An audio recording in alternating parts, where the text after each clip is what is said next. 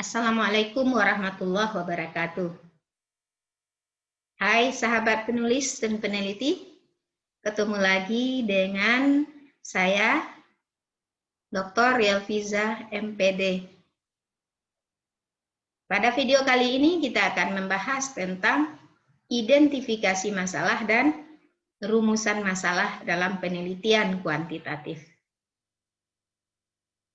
Sebelumnya kita sudah membahas karakteristik penelitian kuantitatif dan topik dalam penelitian kuantitatif.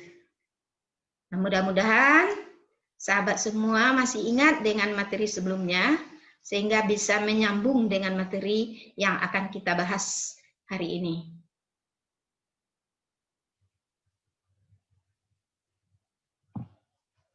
Dalam identifikasi masalah penelitian, menurut Creswell ada beberapa cara.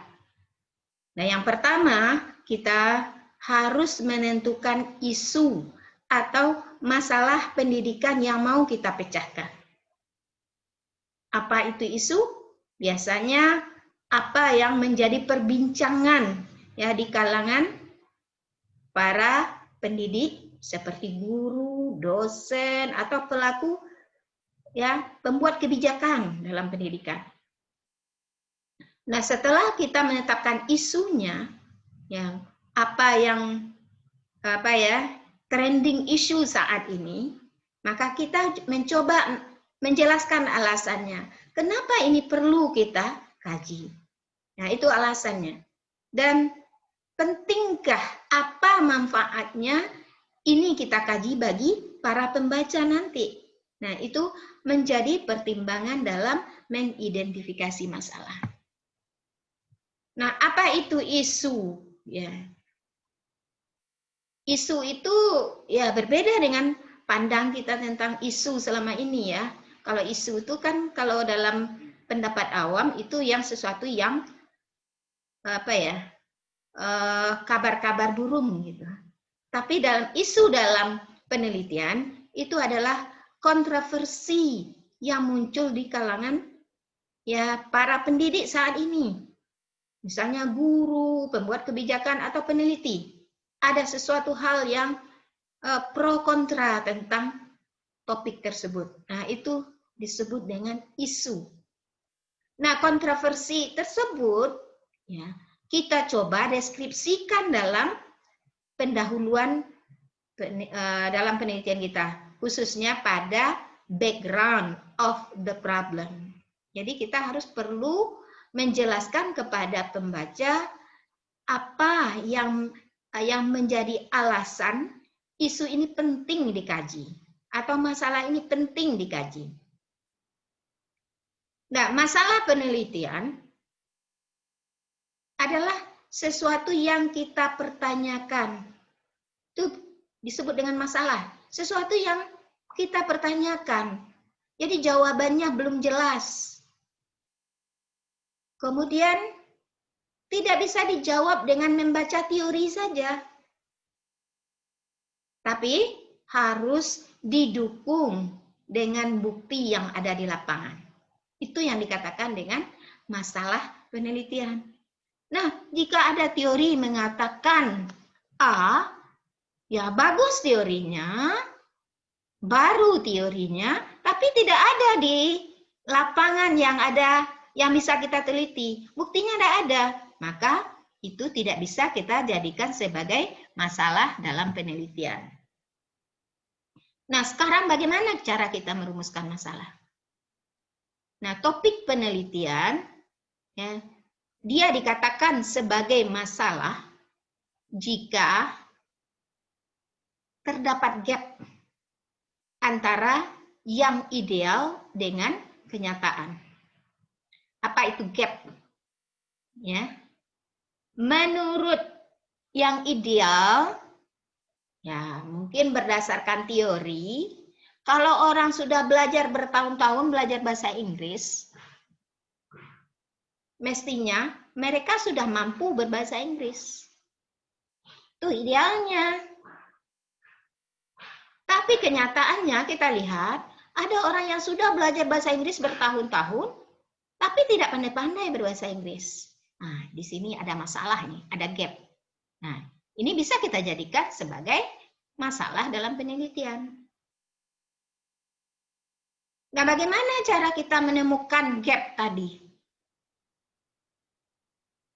Apakah bisa kita renung-renungkan saja, kita pikir-pikirkan saja? Tidak mungkin. Tapi kita harus banyak menggunakan mata kita untuk melihat, banyak menggunakan telinga kita untuk mendengar. Nah, sehingga peneliti itu orangnya suka melihat, suka banyak mendengar. Nggak bisa orangnya diam-diam saja di rumah, kemudian merenung-renung sendiri. Nah, harus banyak mengamati, harus banyak melihat, banyak bertanya. Nah, jadi cara kita menemukan gap tadi bisa melalui pengamatan. Pengamatan bisa pengamatan langsung yang ada di sekitar kita, atau melalui ya menonton YouTube, menonton berita, ya itu cara kita mengamati. Sehingga kita mendapatkan pertanyaan di sana. Atau bisa juga melalui wawancara. Kalau kita tidak yakin misalnya dengan sesuatu, ya kita ragu, kita wawancarai informan. Nah, kita bisa mendapatkan ya masalah penelitian. Atau melalui penelitian sebelumnya, baca penelitian sebelumnya. Biasanya pada saran itu biasanya peneliti akan menyampaikan apa kira-kira masalah yang belum dia tuntaskan sehingga perlu diteliti lagi. Nah, itu juga bisa cara kita mencari masalah penelitian atau topik penelitian yang akan kita kaji. Di sini kemampuan penulis atau kemampuan peneliti untuk meyakinkan pembaca dengan menggambarkan fakta yang dia dapatkan melalui pengamatan atau fakta yang dia dapatkan melalui wawancara, itu kemampuannya menggambarkan fakta itu penting sekali dalam penelitian. Dan itu digambarkannya pada background of the problem. Nah, pembaca akan tertarik dengan penelitian kita ketika dia mendapatkan pada background of the problem ada hal yang penting yang ingin dia ketahui. Nah, ibaratnya background of the problem ini penentu penelitian kita itu penting atau tidak. Yakinkan pembaca pada background itu. Ya, bahwa melalui fakta yang kita amati ini, melalui data yang kita dari hasil wawancara kita bisa meyakinkan mereka bahwa ini perlu penelitian. Nah, ini ya cara kita merumuskan masalah penelitian melalui pengamatan, ya, wawancara, membaca penelitian sebelumnya. Itu kita gambarkan dalam background of the problem. Nah, bagaimana bentuk rumusan masalah?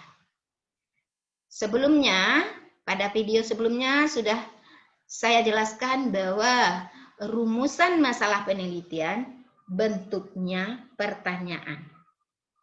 Nah, sekarang bagaimana bentuk pertanyaan itu? Apakah satu saja macamnya dalam penelitian kuantitatif? Tidak, ada beberapa bentuk pertanyaan. Dan bentuk pertanyaan ini akan menentukan metode penelitian yang akan kita gunakan.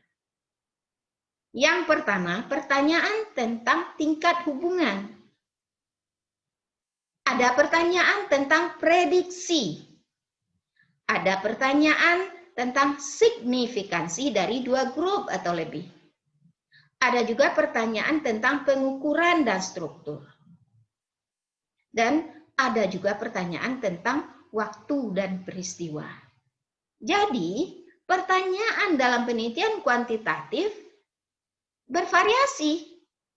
Dan variasi pertanyaan inilah yang menentukan variasi metode penelitian yang akan kita gunakan. Jadi penelitian kuantitatif itu ada beberapa metode yang harus kita pahami dan kita terapkan dalam penelitian. Dan metode itu sangat ditentukan oleh pertanyaan penelitian kita. Bagaimana sahabat? Ya, bisa dipahami tentang pertanyaan penelitian ini. Dan sekarang bagaimana hubungan antara rumusan masalah penelitian dan hubungannya dengan metode penelitian? Kita ambil ya contohnya bagaimana bentuk hubungan tersebut. Yang pertama pertanyaan tentang tingkat hubungan. Nah, pertanyaan tentang tingkat hubungan ini ya biasanya difokuskan untuk melihat keadaan di mana dua variabel atau lebih mengalami perubahan secara konsisten. Jika variabel A naik, variabel B juga naik. Atau jika variabel A turun, variabel B juga turun. Berarti di sini ada korelasi positif antara variabel A dengan variabel B. Naik di sini naik, turun di sini turun. Atau sebaliknya, dia mempunyai hubungan negatif, korelasi negatif. Jika A naik, maka B turun. Atau sebaliknya, jika A turun, rendah, maka B tinggi. Nah, misalnya yang negatif ini, kita mau mempertanyakan apakah terdapat korelasi yang negatif antara tingkat kegemukan dengan kemampuan anak dalam matematika misalnya. Kenapa? Makin gemuk, makin ngantuk belajar, sehingga tidak dapat pelajarannya. Itu ada korelasi yang ada perubahan yang konsisten. Di mana kalau makin tinggi, makin berat, maka makin rendah hasil belajarnya. Kalau yang positif, kalau ini naik, ini juga naik. Misalnya antara motivasi belajar dengan hasil belajar. Kalau motivasinya tinggi, hasil belajarnya juga tinggi. Motivasinya rendah, hasil belajarnya juga rendah. Dia juga punya korelasi. Korelasinya disebut dengan korelasi positif. Nah, ini pertanyaan kita tentang tingkat hubungan. Nah, pertanyaan seperti itu metode penelitiannya adalah metode korelasional atau correlational research. Dengan desain explanatory. Kita hanya butuh ya data dan penjelasan bahwa jika A naik, B naik. Ya, jika A turun, B turun. Atau jika A naik, B turun. Ya, sebaliknya ya. Bentuk pertanyaan berikutnya tentang prediksi anggota grup. Berarti ada dua grup. Dari dua grup ini kita bisa memprediksi variabel ya dependen variabelnya. Misalnya dependen variabelnya hasil belajar atau jumlah kosakata bahasa Inggris misalnya. Itu variabel ya yang depend terhadap variabel lain. Apa variabel lain? Variabel kategori misalnya. Variabel kategori, kita mau variabel kategori kita laki-laki dan perempuan misalnya. Kita mau melihat ya variabel bagaimana dampak atau peningkatan atau penurunan dari variabel kategori ini sebagai variabel bebas yang mempengaruhi variabel terikat. Ya. Apa variabel terikat? Misalnya jumlah kosakata. Nah, apakah misalnya kita mau melihat ya tingkat peningkatan kosakata laki-laki ya. Kita mau melihat ya tingkat peningkatan kosakata laki-laki dan tingkat peningkatan kosakata wanita dalam belajar bahasa Inggris. Karena menurut teori, ya kalau penguasaan bahasa, wanita lebih cepat dibandingkan dengan laki-laki. Nah, maka kita mau melihat ya bagaimana ya tingkat peningkatan ya penguasaan kosakata. Jadi, variabel kategori tadi laki-laki dan wanita bisa kita jadikan sebagai prediktor. Ya, menjadi prediction. Ya, kita prediksi kalau laki-laki belajar bahasa Inggris selama sekian, dia akan menguasai kata sekian. Nah, kalau penelitian kita seperti itu, maka penelitian kita juga disebut dengan penelitian korelasi dengan desain prediction. Ini bisa kita jadikan hasil penelitian ini, bisa kita jadikan sebagai tahap dalam pengklasifikasian siswa ke dalam kelas. Kalau kita misalnya ada kelas yang kuat misalnya dalam bahasa, kita kelaskan di dalam satu kelas, kita tempatkan dalam kelas yang sama. Ya, jika memang fokus kita misalnya untuk peningkatan jumlah kosakata, maka bedakan kelas. Ini kelas laki-laki, ini kelas wanita. Dan kita bisa dengan cara membedakan kelas, kita bisa mengatur kecepatan dalam mengajar. Nah, pertanyaan berikutnya adalah pertanyaan tentang perbedaan grup yang signifikan. Nah, pertanyaan ini biasanya digunakan dalam penelitian kausal komparatif dan penelitian eksperimen. Nah, penelitian kausal komparatif pada dasarnya dari segi metode, ya pengelompokan siswa atau pengelompokan sampel ke dalam dua kelompok caranya sama. Ya. Ada dua kelompok, satu kelompok eksperimen, satu kelompok kontrol. Dalam penelitian kausal komparatif juga seperti itu. Terus, apa yang membedakan penelitian kausal komparatif dengan eksperimen? Nah, penelitian kausal komparatif dia lebih simpel dibandingkan dengan penelitian eksperimen. Kita tidak khawatir dengan internal dan external validity pada kausal komparatif. Karena data yang kita ambil adalah apa adanya, data yang sudah ada. Misalnya kita mau melihat, ya mau membandingkan dua kelompok. Kelompok yang satu, kelompok yang minat belajarnya tinggi. Kelompok yang satu lagi yang minat belajarnya rendah.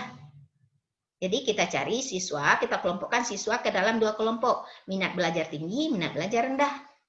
Nanti kedua kelompok ini kita tes. Apa kita tes? Misalnya bahasa Inggrisnya. Apa yang mau kita cari dari tes tadi?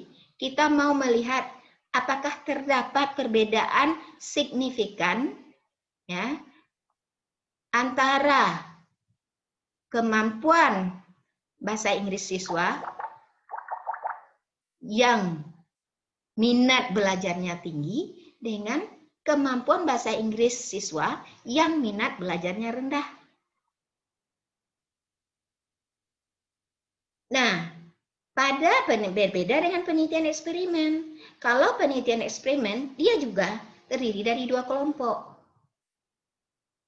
Nah, kita mau melihat perbedaan hasil belajar juga. Tapi perbedaan hasil belajar yang kita lihat, pengaruhnya, variabel yang mempengaruhinya itu bukan sudah ada di lapangan, tapi harus kita ciptakan. Apa variabel misalnya, variabel yang mempengaruhi itu? Misalnya teknik mengajar. Dengan teknik mengajar yang berbeda, apakah hasil belajarnya berbeda? Nah, untuk mendapatkan data hasil belajar itu tidak bisa kita langsung mengumpulkan data. Harus ajar dulu dengan teknik A, kelompok eksperimen, ajar pula dengan teknik B, yang kelompok kontrol. Yang lain-lain harus sama. Nah, ini yang internal validity. Kita harus yakin bahwa yang membedakan kelompok eksperimen dengan kelompok kontrol hanya teknik mengajarnya.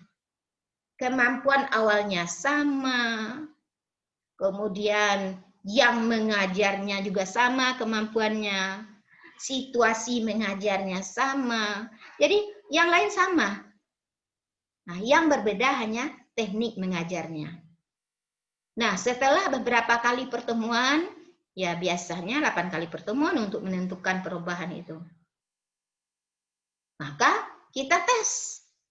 Dan hasilnya ini kita klaim bahwa hasil ini didapat karena perlakuan yang berbeda tadi. Nah, ini yang disebut dengan internal validity tadi. Nah, ini penelitian eksperimen harus sampai ke sana. Jika kita tidak mempertimbangkan itu dalam penelitian eksperimen, maka hasil penelitian kita ditolak. Misalnya, ternyata instrumen penelitian kita salah. Atau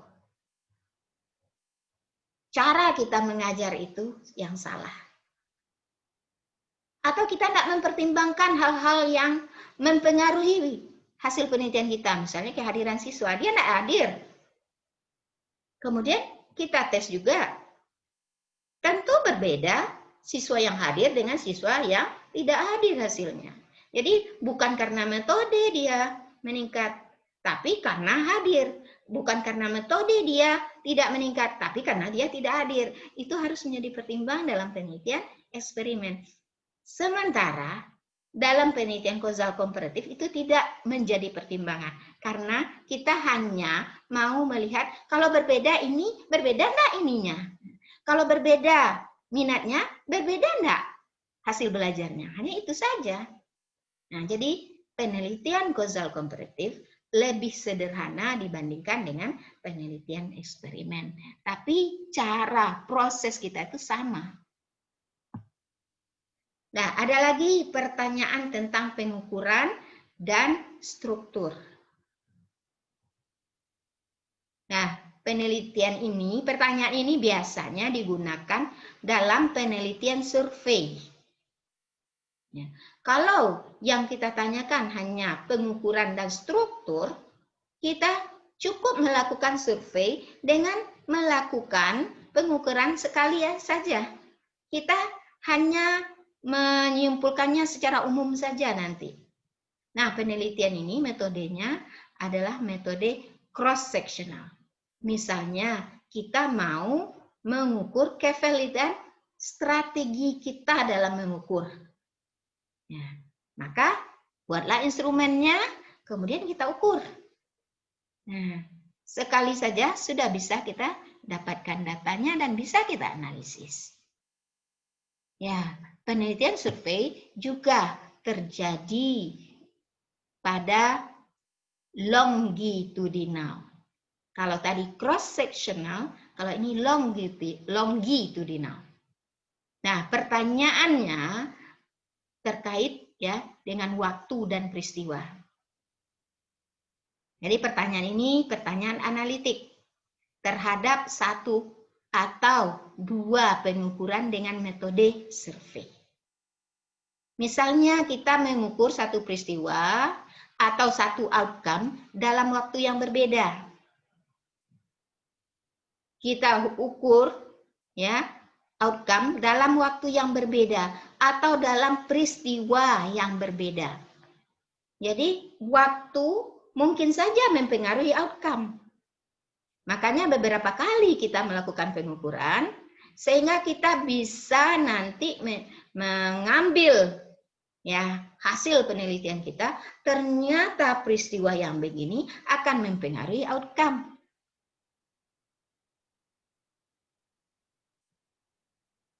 Tujuan kita melakukan penelitian adalah untuk mengukur kemunculan peristiwa dalam ya, periode tertentu. Atau kita mengkaji fakta yang mempengaruhi saat terjadinya peristiwa. Apa fakta yang terjadi sehingga fakta ini berpengaruh enggak terhadap outcome atau terhadap hasil belajar. Nah, ini kita ukur dalam penelitian yang khususnya penelitian longitudinal. Jadi penelitian longitudinal ini bisa kita lakukan, kita mengumpulkan datanya bisa selama 3 bulan atau mungkin lebih. Tapi kalau cross sectional sekali mengukur kita selesai. Ya, namun penelitian survei atau cross sectional ini penelitian ya kalau dari segi nilai penelitian itu rendah nilainya. Ya, mudah-mudahan ya video kali ini bisa lebih membantu ya calon penulis dan calon peneliti untuk merumuskan masalah penelitian dan menentukan metode penelitian yang tepat. Untuk itu, supaya lebih paham lagi, kerjakan latihan berikut ini. Apa yang mau dikerjakan? Yang pertama, buat satu pertanyaan yang spesifik. Kemudian setelah dibuat pertanyaan yang spesifik itu, yakin itu memang spesifik, tentukan metode penelitiannya berdasarkan pertanyaan penelitian. Terima kasih telah menonton video ini. Mudah-mudahan membantu peneliti dan calon peneliti ya, calon peneliti, calon penulis untuk bisa menyenangi pekerjaan menulis dan meneliti. Semoga bermanfaat. Ya, dan jangan lupa subscribe channel ini. Terima kasih. Assalamualaikum warahmatullahi wabarakatuh.